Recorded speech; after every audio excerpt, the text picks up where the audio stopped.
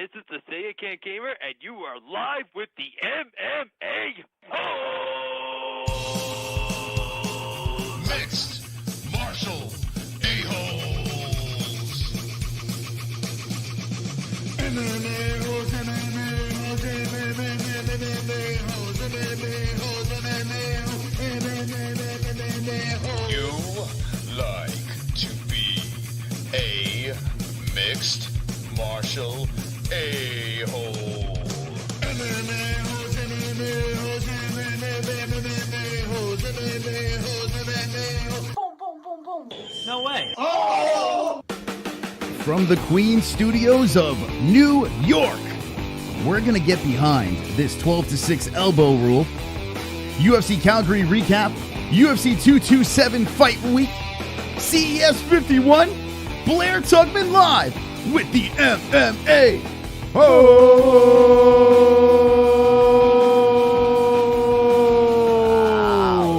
Yes.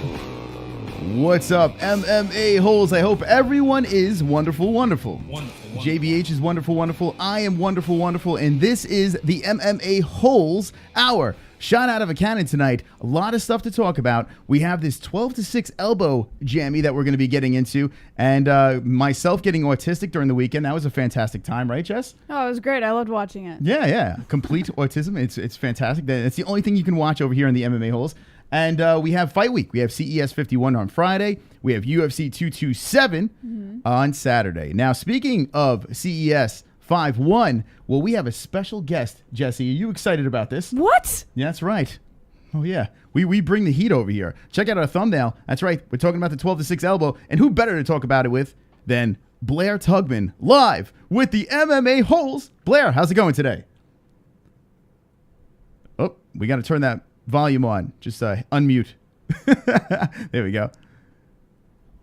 Yes, Blair Tugman. For a second, I was like, oh, wait a minute. We're having another malfunction with the Hangouts. Yeah, we did it. We did a sound check. And here we go. All right, you got me now? Yes, Blair, here we are. Blair, what's going on, man? It's going well, thanks. All right, Blair Tugman live with the MMA Holes. This is his second appearance on the show. Bellator fighter, pro MMA fighter, 10-7 on out of the last 7 fights. You're only with 2 losses over there, so impressive record for Mr. Blair Tugman, fighting at CES 5-1 this Friday night, and that's a big pull for CES over there. They're calling it a super fight, Blair. How do you feel about this fight coming up? I'm excited. It's a short notice fight. They contacted me a couple weeks ago about fighting Shane, and I know he's a tough opponent, and he's another Bellator vet. So I just like to fight the best guys I can, and Shane's a tough dude, so I'm excited for it. Yeah, I noticed that we looked over on Tapology. It's not even on Tapology yet. So how long of notice? What's the notice time with this fight? Yeah, it's been kind of crazy. Like they contacted me. My manager contacted me about possibly fighting their 155-pound champ there, Nate Andrews, and I said, let's do it.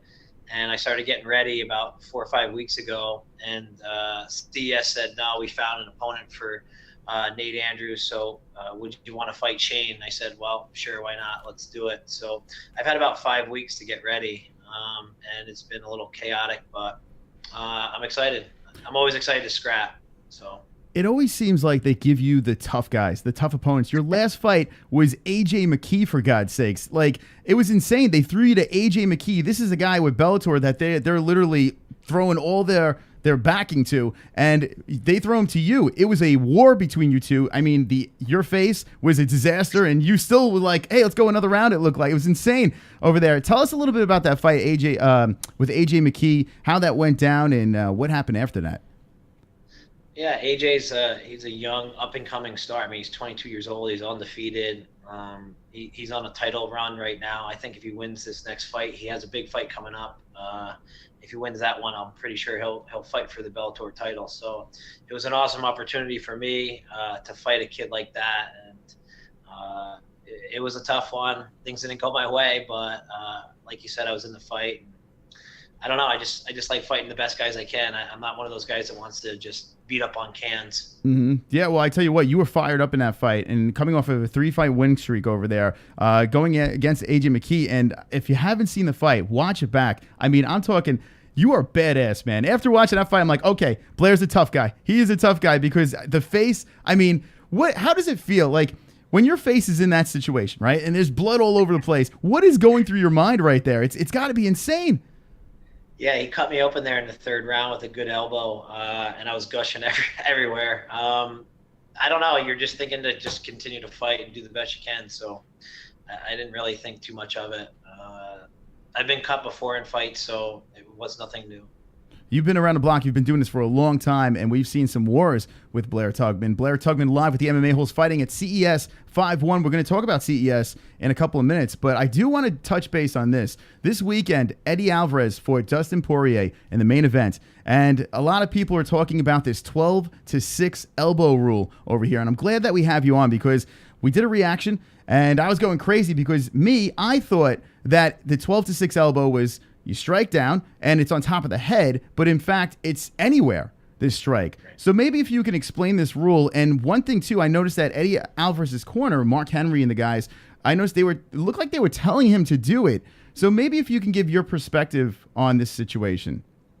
I didn't actually see their fight, but I know what they tell us in the back with the refs and stuff. And they say as long as you just give it a little bit of a curve or some kind of curve at the end, they'll let it go. So if it's just straight, they're going to call you on it. But if you bring it down straight just a little bit, they're not going to ding you for it. So basically it's up to the ref, right? It's the ref's judgment. I mean, is that how it works? Yeah, obviously it's their judgment call. But if it's whatever they see, I mean, obviously you need to make a little bit of an angle, I guess, is what they're asking you to do in the back before the fight. But again, when it's in the heat of the moment, it's whatever they see. So. Have you ever been in a situation where you felt the need to throw a strike like that?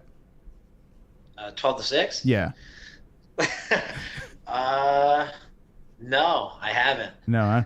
So is Eddie Alvarez dirty? That's the next question. Do you think Eddie Alvarez is a dirty fighter? Because people are. No, I don't think he's dirty. I think he was just doing what he's doing and fighting, and in the heat of the moment, I don't think you're thinking about being dirty. You're thinking about just fighting and scrapping, and he's doing the best he can. So if he did do an illegal shot, I think it was an accident. But yeah.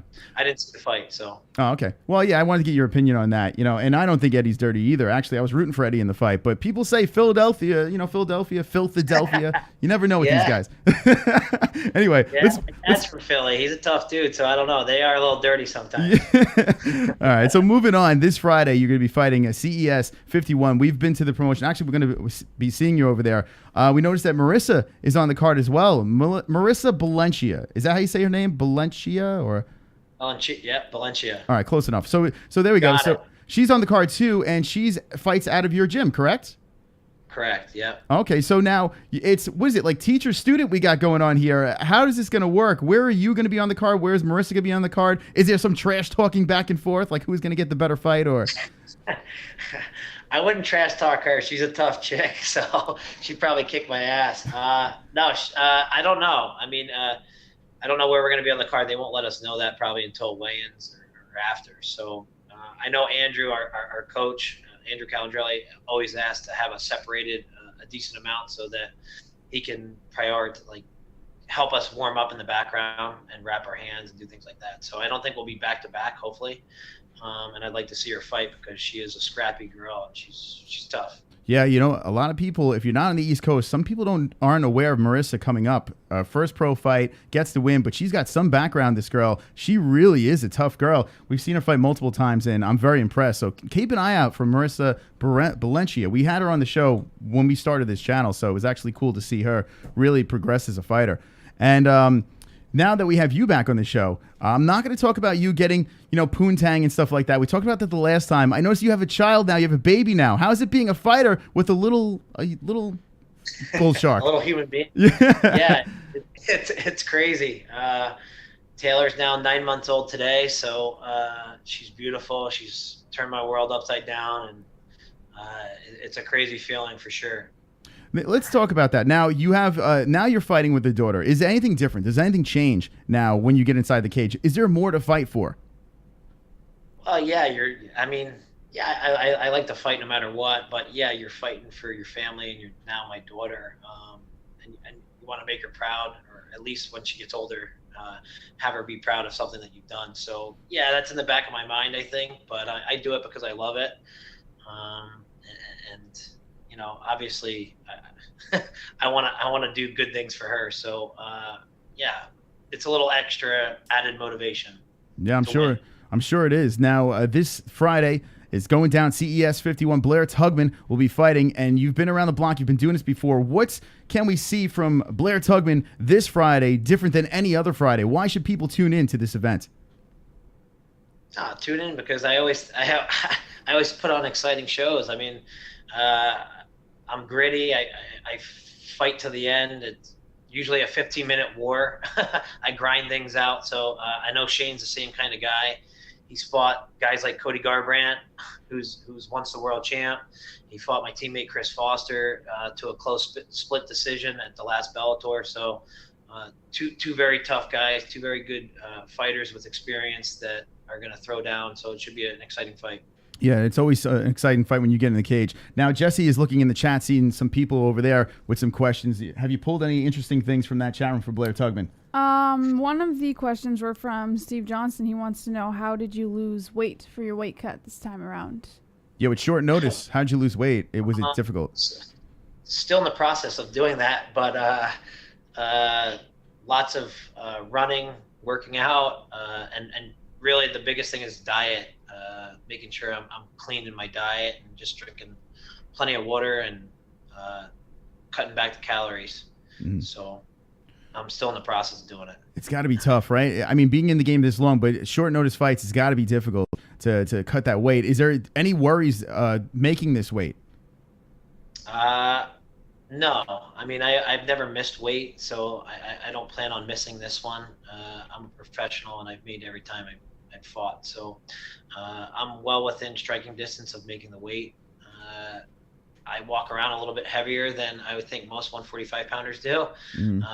So it's not easy, but I'm a professional and I get it done. So on Thursday, I'll be on weight. With the wrestling background, I mean, it's just like another day in the park, right? You making weight is no problem, right? Yeah.